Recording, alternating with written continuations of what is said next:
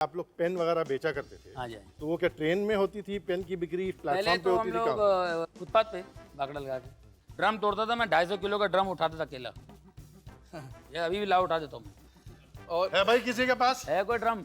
जब से जॉनी आया तो सब जन तैयार थे वहां पे जाके काम करने के लिए, क्योंकि सभी को हंसाता था और काम वो लोग 8 घंटा कैसे जाता था पता ही नहीं चलता था। जॉनी तो पहुंच गया है उस मकाम पर जहां से नीचे ढलना बिल्कुल नामुमकिन है, इसलिए क्योंकि ये लोगों ने इसे उठा के ऊपर बिठा दिया है। पहली बार इनको देखकर मैं इंस्पायर हुआ और मेरा मिमिक्री आर्टिस्ट बनने में इनका हाथ है। इंडिया में इससे बड़ा शो नहीं हुआ। 4 मिलियन एक्टर, पूरी इंडस्ट्री वहां मौजूद। अचानक कुछ ऐसा प्रॉब्लम हो गया, इसको बोला कि चल जा, लेकिन एक काम करना, छोटा सा अटेम्प्ट करके निकल आना, क्योंकि लोग तो जानते थे, इंडस्ट्री वाले नहीं जानते कि जॉनी क्या है।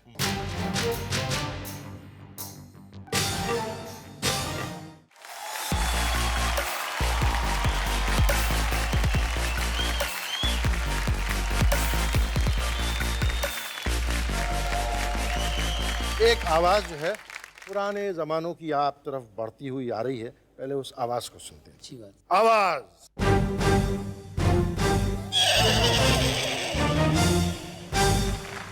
जॉनी वाह।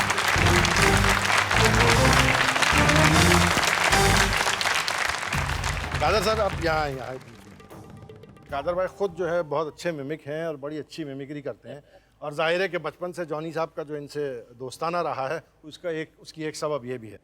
बचपन में हम लोग कुछ बनने के लिए पुणे भाग के चले गए थे। पुणे क्यों भाग के चले गए? कुछ बनने के लिए।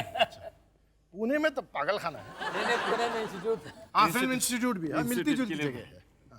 तो ऐसे भाग कर गए थे वहाँ पर, और ट्रेन में भी पेन बीन बेचते थे। पेन भेजते थे ट्रेनों में? ट्रेनों में भी पेन बेचते थे। वहाँ पर भी कुछ दिन रहे, वहाँ पर कुछ जमा नहीं, 5 दिन में डाल आटे के भाव पता चला, हम लोग भाग गए वहां से। भाग कर आ गए। लेकिन ये जो कादर भाई बता रहे थे कि आप लोग पेन वगैरह बेचा करते थे। हाँ जी। तो वो क्या ट्रेन में होती थी पेन की बिक्री, पहले प्लेटफॉर्म पे तो होती हम थी? लोग कहाँ? फुटपाथ पे बागड़ा लगा के, बिकता नहीं था।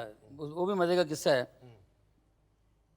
एक सिंधी भाई ने हमको सिखाया, तो बोला अच्छा तेरे को सिखाता हूँ, चलिए यार ये पेन वैन दिया। बोला अच्छा तू उधर धंधा लगा, मैं इधर धंधा लगा। तो मैं एक दिमाग में आइडिया आ गया, बोले एक्टरों की आवाज़ निकालो और पेन बेचो। तो मैं अशोक दादा मुनि की आवाज़ निकाल कर, 15 साल की उम्र में आवाज़ में मैच्योरिटी नहीं थी, फिर भी मैंने कहा देखो बेटे, अगर तुम्हें पेन लेकर लिखोगे परीक्षा, तुम अव्वल दर्जे में पास होगा बेटे। मैं चाहता हूँ कि तुम्हें पेन खरीदो और एग्जाम लिखो, अगर पास नहीं हुए तो मुझसे कहना। गर्दी जम जाती थी, लोग सारे बहुत सारे आते थे पेन लेके चले जीवन साहब उस जमाने में हाँ अबे खुदे देता क्या है, खरीद ले पेन, एग्जाम दे। तो मेरे पास ग्राहक ज्यादा आते थे, और हम उस जमाने में 30-40 रुपए का धंधा करते थे, तो मैं 100-150 रुपये कमाता था, और मेरा अर्जुन भाई 15-20 रुपये। तो वो एक दिन भड़क के आ गया, अरे बेणाम मैं तेरे को भी धंधा सिखाया ये पेन का, और पूरा ग्राहक तेरे पास भरा पड़ा रहता है, अभी तू मेरे को मिमिक्री सिखा। आपके उन दिनों के कुछ दोस्त भी हैं जो आपके बारे में कुछ कहना चाहते हैं। हेलो हाय जॉनी भाई, बाना। हाँ बाना। अरे भाई हम लोग सब तुम्हारे बचपन के दोस्त है बाबा, सब यहाँ बैठे हुए हैं, आपको याद कर रहे हैं। लेकिन एक बात मैं कहूँगा भाई, कुछ भी बोलो, कि अपने सुंदर कमला नगर में जो ना ये आपकी पहली फिल्म सिटी है, आपका कॉलेज है ये, इसके अंदर ये तो मानना पड़ेगा कि यहाँ पे तेलुगु, मराठी, कन्नड़ा, सिंधी, पंजाबी, मलयालम, तुलु, केरला सभी लोग हैं यहाँ पे। और इनका आइटम जो तुमने वो अपना नहीं महेंद्र वो बनाया था, जॉनी भाई तुमने जो वो बनाया था अपना क्या बोलते हैं अपना नीलकमल और धक्का मत मारो राशन की लाइन, तो उसमें कितना मज़ा आया था अपने को।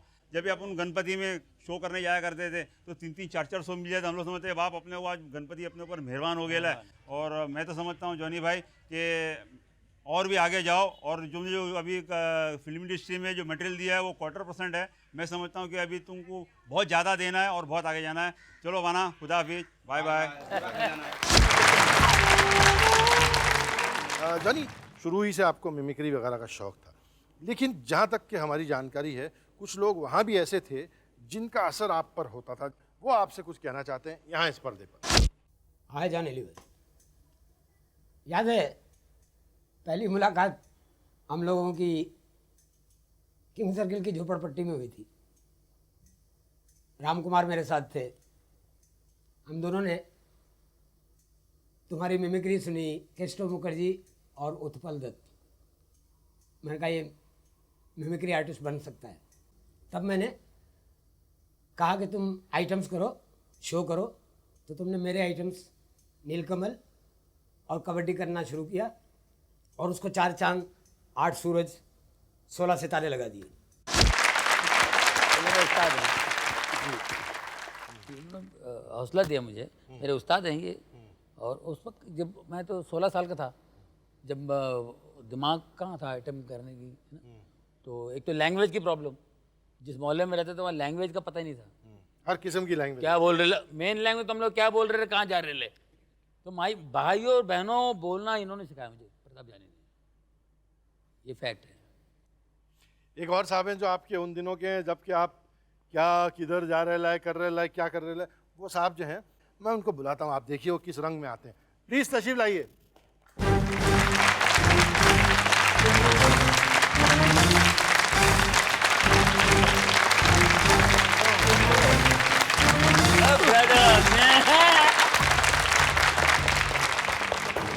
क्या मेरे अभी काम करवाएगा मुझसे? सर ये क्या कुछ बाकी था, वसूल करने आए ये हैं क्या? काम करते थे हम लोग वहाँ, हिंदुस्तान लीवर में। हिंदुस्तान लीवर में ये हमारा हाँ, ये ऑपरेटर थे फ्रैंकलिन साहब। फ्रैंकलिन साहब। तो ये वहाँ हिंदुस्तान लीवर में क्या काम करते थे, मतलब फावड़ा उछालने के अलावा? ने इनका काम बहुत कठिन था। वहाँ पे सब जन रोते थे काम करने के लिए। जब से जॉनी आया 27 साल पहले की बात है, तो सब जन तैयार थे वहाँ पे जाके काम करने के लिए, क्योंकि ये सभी को हंसाता था और काम वो लोग 8 घंटा कैसा जाता था पता ही नहीं चलता था। इतना कठिन काम को आसान किया था। ड्रम तोड़ता था मैं, 250 किलो का ड्रम उठाता था अकेला। ये अभी भी ला उठा देता हूँ मैं। और है भाई किसी के पास? है कोई ड्रम? और या 250 किलो का कोई है मेरे अलावा? सर ये आपकी कंपनी में जब काम कर रहे थे हिंदुस्तान लीवर में, तभी इनका नाम जो है लीवर हुआ था ना। इनका नाम तो Johnny Rao, John Rao. Actually उस जमाने में हिंदुस्तान लीवर अपना कलाकार बोल के प्रोग्राम रखा था और हम लोग ने इसको स्टेज में इंट्रोड्यूस किया जॉनी लीवर बोल के अपना क्योंकि ये हिंदुस्तान लीवर में काम करते थे। नहीं, मैंने सभी कुछ हमारे बड़े बड़े अफसर थे ना, ये इनको सभी जानते हैं। 10,000 वर्कर्स थे हमारे, 9-10 हज़ार सभी जानते हैं। तो मैंने बोला कि मैं इनकी नकल करता हूँ, नाम नहीं लूंगा, आप पहचान लो। सारे अफसरों की। हाँ, मैं जिसकी नकल करता गया वो पहचानते गए। ये तो सुरेश भोसले इन्होंने लीडर था, वर्कर भी था, वो ऊपर आ गया, माइक पकड़ा, इसने पूरे लीवर की कर डाली, आज से इसका नाम लीवर। तो तब से लीवर हो गया। सर लेकिन ये फावड़ा आप यहाँ तो कोई ड्रम भी हम इंतजाम नहीं कर सके, तो फावड़े का क्या राज है? इसका फावड़े का राज ये है, जॉनी जब भी काम करता था, थका हुआ रहता था, तो एल्विस प्रेस्ली का वो गाना गाता था, गिटार बजाता था और एक्टिंग करता था, और कभी कभी इसको माइक बोल के भी प्रैक्टिस करता था।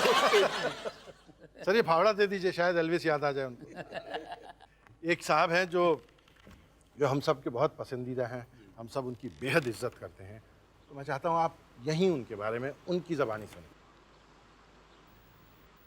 जॉनी लीवर, अरे बात, मैं तुम्हारी तारीफ इसलिए नहीं कर रहा हूँ कि तुम बहुत अच्छे कॉमेडियन हो, बल्कि तुम बहुत अच्छे आदमी भी हो। तुमने टीवी में भी उतना ही नाम कमाया, वीडियो में भी उतना ही नाम कमाया, फिल्म में भी उतना ही नाम कमाया जितना मैंने सिर्फ एक में कमाया था। तो मैं तो तुमको अपने से बेटर समझता हूँ यार।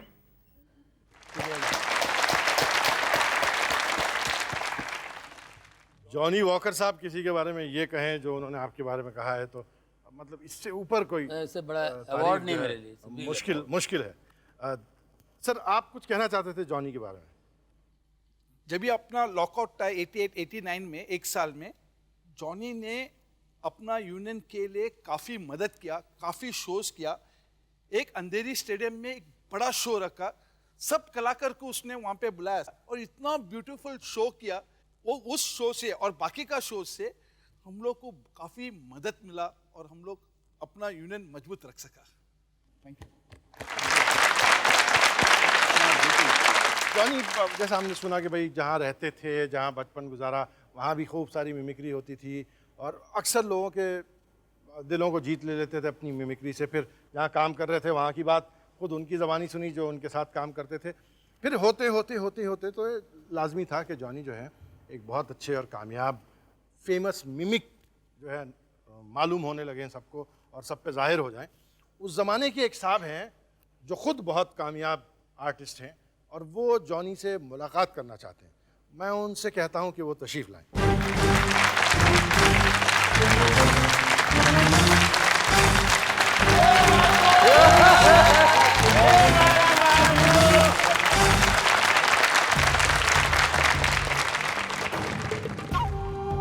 शिंकू साहब आइए आइए आइए आइए सर, आगे आइए। इनके बारे में जॉनी, आप पहले क्या- मैं बोलूं या सर आप पहले बोलिए। आइए आइए जॉनी आप आइए। इनको लाके तो आपने बहुत अच्छा किया, really I am telling you. क्योंकि मैं बहुत छोटा था, षणमुख आनंद हॉल में, जो एशिया का नंबर 1 हॉल है बॉम्बे में, तो मैं वहाँ शो देखने जाता था। उस ज़माने में शो षणमुख आनंद हॉल में भरतनाट्यम होता था और शंकर जी किशन नाइट, किशोर कुमार नाइट, ये प्रोग्राम होता था। किशोर कुमार नाइट में मुझे किसी से इंटरेस्ट नहीं, दिनेश भाई से इंटरेस्ट। तो ये पहली बार इनको देखकर मैं इंस्पायर हुआ और मेरा मिमिक्री आर्टिस्ट बनने में इनका हाथ है।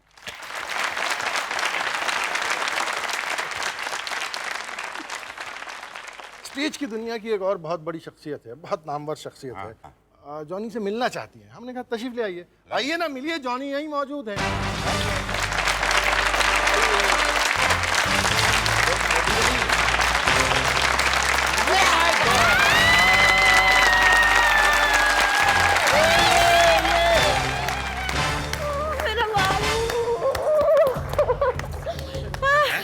देखो कैसे आ गई लंगड़ाती हुई। क्या बात है, क्या बात है। फारूक भाई आदाब। शुक्रिया, दिनेश शुक्रिया। भाई हेलो। अरे आई एम फाइन। चूंकि जॉनी भाई के बारे में बातें हो रही हैं, तो आप ये बताइए, आप सबसे पहले जॉनी से कहाँ मिली? भाई मैं फिल्मों में काम कर रही थी और स्टेज पे भी बहुत सारे शोज कर रही थी, कल्याण जी आनंद जी भाई के शोज कर रही थी। लेकिन मैंने सोचा कि मैं अपनी ट्रुप बनाऊं, अपनी म्यूजिकल ट्रुप बनाऊं। तो एक है प्रेम श्रीवास्तव, याद है? क्या? प्रेम श्रीवास्तव मेरे पास आए और आके कहने लगे कि मेरी एक ट्रुप है बनी बनाई, उसका नाम है हिट परेड, उसको आप अपना नाम दे दीजिए, तबस्सुम हिट परेड कर दीजिए। जी। हमने कहा भाई ऐसे कैसे करें, हमें बताओ तो सही, उसमें कौन सिंगर है, कौन कॉमेडियन है। हम लोग ऑलरेडी हिट परेड में काम करते थे। आप लोग काम करते थे। तो प्रेम भाई कहने लगे देखिए दीदी एक लड़का है बस कमाल है। मैंने कहा लाओ पहले आइटम सुनेंगे, और आइटम सुने और हम ढेर हो गए एकदम। ऐसे हुई हमारी अब मुलाकात। आइंदा के लिए क्या पेशन गोई है तबस्सुम?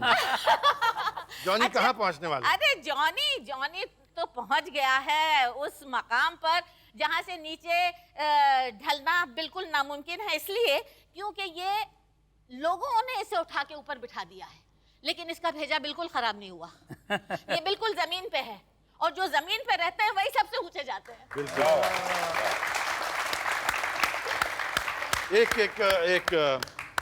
एक चीज है जो आप दोनों से ताल्लुक रखती है, हम यहाँ स्क्रीन पर देखते हैं। क्या देखेंगे जॉनी? अरे हंसाकर ऐसे।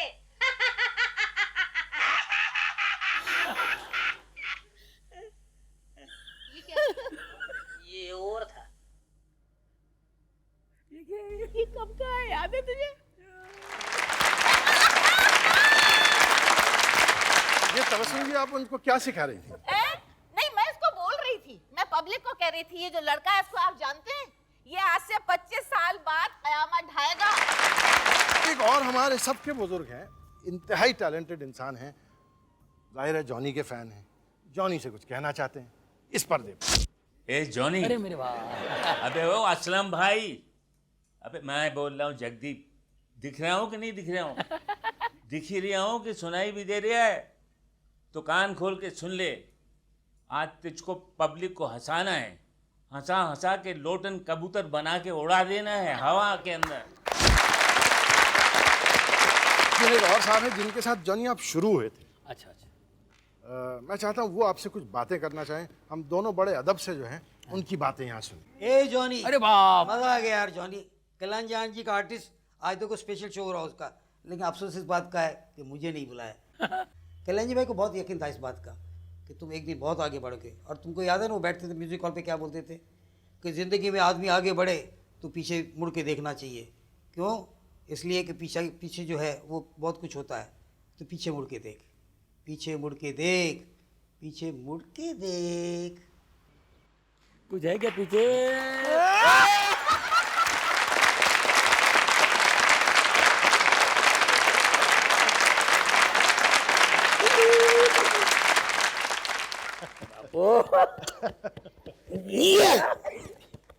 Thank you.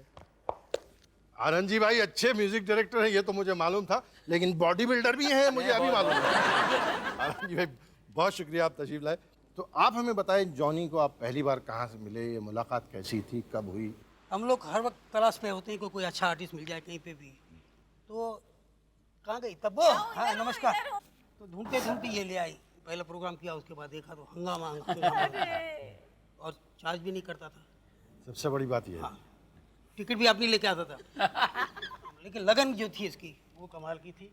उसके बाद देखा तो हर वक्त नया नया कुछ कुछ करते करते हम लोग इंडिया में शो करते रहे। होप 86 के वक्त देखा कि भाई इस शो में बहुत कुछ है, लेकिन जो चाहिए वो असली मसाला नहीं है। बोल रहा मेरे को तो नहीं, मैं बीच में याद दिलाऊंगा।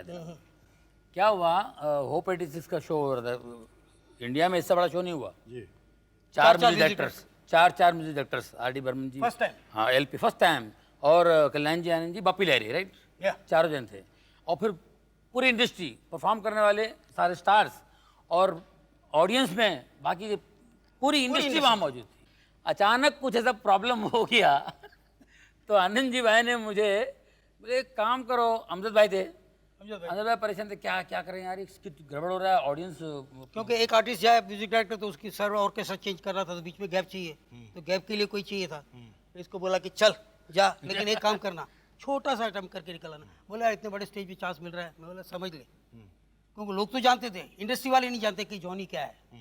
तो जहाँ जॉनी की एंट्री हुआ, सारी ऑडियंस जॉनी जॉनी। मुझे वंस मोर दोबारा जाना पड़ा मुझे, इतने बड़े शो में। हर किसी की मिमिक्री करना, मेरी क्या, मैं क्या करता हूँ, हम लोग क्या करते थे स्टेज के बाद फॉरेन में जब शो करते थे, तो उसके बाद क्या होता कि लास्ट डे हम लोग 15-16 शो के बाद सारे जितने भी आर्टिस्ट हैं वो सब वहाँ बैठते थे, और शो में क्या क्या हुआ, किसने क्या किया, किसने क्या किया, किसने क्या गलती की, ऑडियंस में से क्या हुआ, उसमें से आइटम करते थे, और हंस हंस के दम निकल जाता था।